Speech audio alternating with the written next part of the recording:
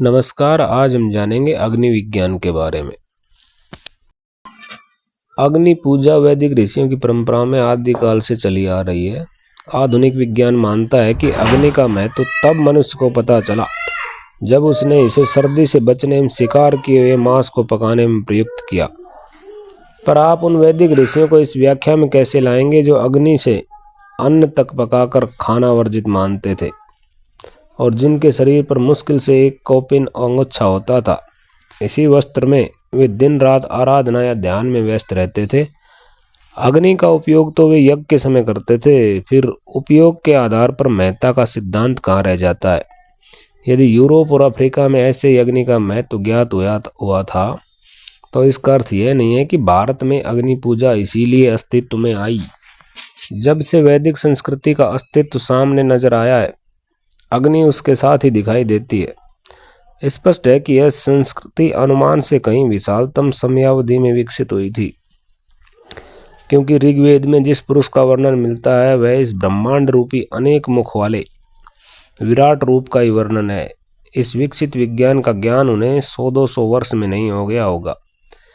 जब आदि मानव को कबीला बनाने में हजारों हजार वर्ष लग सकते हैं, तब इतना विकसित होने में कितना समय लगा होगा, इसका अनुमान लगाया जा सकता है। वैदिक ऋषियों द्वारा अग्नि पूजा का कारण यह था कि सूर्य के ताप और उसके ताप की समरूपता को देखकर वे समझ गए थे कि इसमें जो ऊर्जा व्यक्त हो रही है, इस ऊर्जा का महत्व वे जानते थे कि यह जीवन के लिए कितना उपयोगी है। इसके अतिरिक्त उन्होंने अग्नि के कारण यज्ञ की वह तकनीकी विकसित की थी जिसमें कुछ विशेष वनस्पतियों एवं पदार्थों को जलाकर वातावरण में अपेक्षित कल्याणकारी ऊर्जा तरंगों को उत्पन्न किया जा सकता था। इससे फसलों की वृद्धि से लेकर वर्षा तक कराई जा सकती थी। आज यह तकनीकी मृतप्राय है, परंतु आज भी इसके कुछ नुस्खे मौजूद हैं। एक विशाल शीशे का घर बनाइए, उसमें कोई फसल लगाइए, वायु पानी आदि का कृत्रिम समायोजन कीजिए और अंदर स्पीकर लगाइए। एक पाइप से यज्ञ का समुचित धुआं उस तक पहुंचाइए। यद्यपि इससे ऊर्जा तरंगों का प्रभाव उसमें नहीं होगा, पर आप मंत्र और यज्ञ के धुएं का प्रभाव ज्ञात कर सकेंगे। आप प्रयोग करके देखिए, सत्य का वास्तविक रूप आपके सामने होगा। आज तो आपके पास साधन है, अनेक यंत्र हैं, पर हमारी आपसे प्रार्थना है कि बिना परखे बिना परीक्षण किए मूर्खतापूर्ण आलोचना करने की प्रवृत्ति का त्याग कीजिए। इससे मानवता को भारी क्षति हो रही है। जो लोग इस वास्तु विज्ञान के अनुसंधान करता थे, वे तो इस जगत को ही मिथ्या समझते थे। यदि आपने उन्हें इसका श्रेय नहीं भी दिया और स्वयं को श्रेष्ठ प्रमाणित करते रहे, तो भी उनकी आत्मा आहत नहीं होगी। पर जब आप अपनी मूर्खताओं से संपूर्ण मानवता के विनाश की विद्या और जानकारी को विज्ञान बताने बैठ जाएंगे और समस्त कल्याणकारी सत्य का मजाक उड़ाएंगे, तो वे तो दुखी होंगे ही। अब हम जानते हैं वास्तु सिद्धांतों के आलोक में पृथ्वी का महत्व। सौरमंडल में पृथ्वी का स्थान स्वाधिष्ठान है। यह एक निर्विवाद गणना है। इसका कारण यह है कि यहाँ जलीय भाग सर्वाधिक है। यहाँ जीवन की सक्रियता भी है। भारतीय वास्तु सूत्रों के अनुसार सौरमंडल के अन्य किसी ग्रह पर तरल द्रव का इतना अस्तित्व नहीं हो सकता। या तो वहाँ ठोस तत्व होंगे या अग्नि, लावा या फिर गैस। जीवन उनमें भी है, पर वह हमारी अनुभूतियों से परे का जीवन है, उसे हम अनुभूत नहीं कर सकते। ठीक उसी प्रकार जिस प्रकार हम अपने ग्रहों के परमाणुओं के जीवन को अनुभूत कर पाने में अक्षम है। स्वाभिमान की ऊर्जा तरंगों की देवी दुर्गा है और देवता विश्वकर्मा। वैदिक ऋषि तो ब्रह्म उपासना को ही मुख्य मानते थे, पर वाम मार्ग में दुर्गा की पूजा सबसे महत्वपूर्ण इसलिए मानी जाती थी।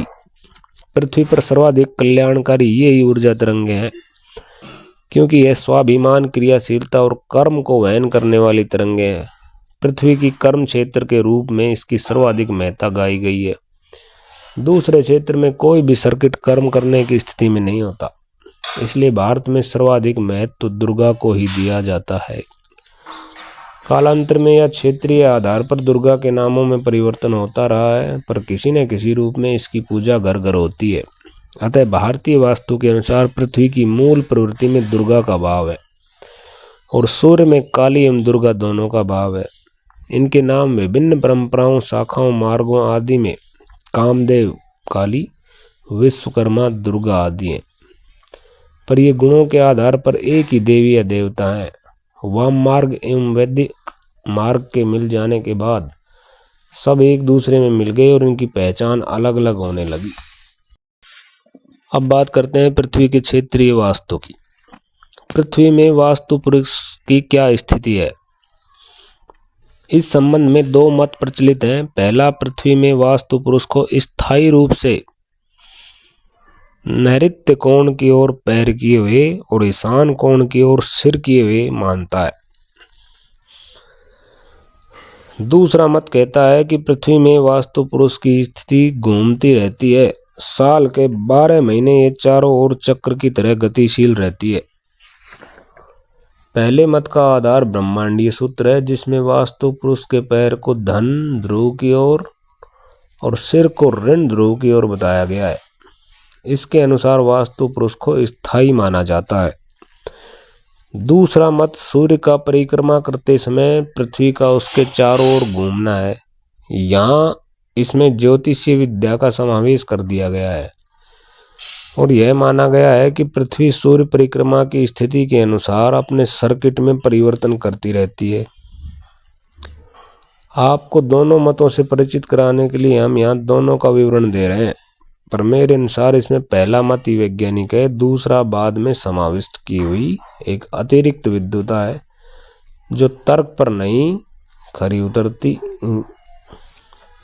यह आगे चलकर ज्ञात हो जाएगा। यह संदर्भ मैंने किसी वास्तु की बुक से लिया गया है जो मुझे ठीक लगा, उसके कारण से मैंने इसको यहाँ पर आपको बताया है। अब मैं 10-12 दिन के लिए किसी आध्यात्मिक संवाद के अंदर जा रहा हूँ, तो वहाँ से मैं शायद वीडियो वगैरह नहीं डाल पाऊँगा। समय मिला तो कुछ बता सकता हूँ या वहाँ के दृश्य दिखाऊँगा मैं। फिर मैं आगे पूरी वास्तु की आगे की डिटेल बताना चालू करूँगा। अभी तक तो आपको जो बताया वो कुछ समझ में नहीं आया होगा, क्योंकि ये सब किताबों की सी भाषाएँ हैं। ये वो ऊर्जा तरंगे, सर्किट, परमाणु एक्सेट्रा, सूर्य, अग्नि आदि ये समझ में कम ही आते हैं। ये सब चीज़ें आपको डायरेक्ट धीरे धीरे से रिलेट तो तब करोगे जब आपको मैं प्रॉब्लम बताने लगाऊंगा कि इस जगह से ये दोष होने से ये प्रॉब्लम होती है, यहाँ से ये प्रॉब्लम होती है। ये तो सब बाद में आएगा, बहुत बाद में। तब तक आप थोड़ा थोड़ा सीखते रहिए, जागरूक होते रहिए। इसमें समय लगेगा बहुत ज़्यादा, ये समझ में नहीं आएगा 1-2 बार सुनने से और इनसे समझ में नहीं आता है। मेरे को 2015 से वास्तु आता है। बेसिक वास्तु तो मुझे 2015 में ही आ गया था, लेकिन मैं कब जाके 2023 में मैंने कंप्लीट किया है। ये बहुत समय लगता है इनमें सब, फिर रिसर्च भी करने पड़ते हैं, कई काम है। पर ठीक है, जागरूक होना जरूरी है। सीधी बात ये है, बाकी तो आपके कर्म भोग अनुसार वास्तु ठीक होगा आपका, वो मैं बताऊंगा कैसे। पर जागरूक रहोगे तभी कुछ मिलेगा। जैसी आप इच्छाएं करोगे वैसी प्रकृति आपको देती है। ठीक है, तो नमस्कार, मिलते हैं अगली बार।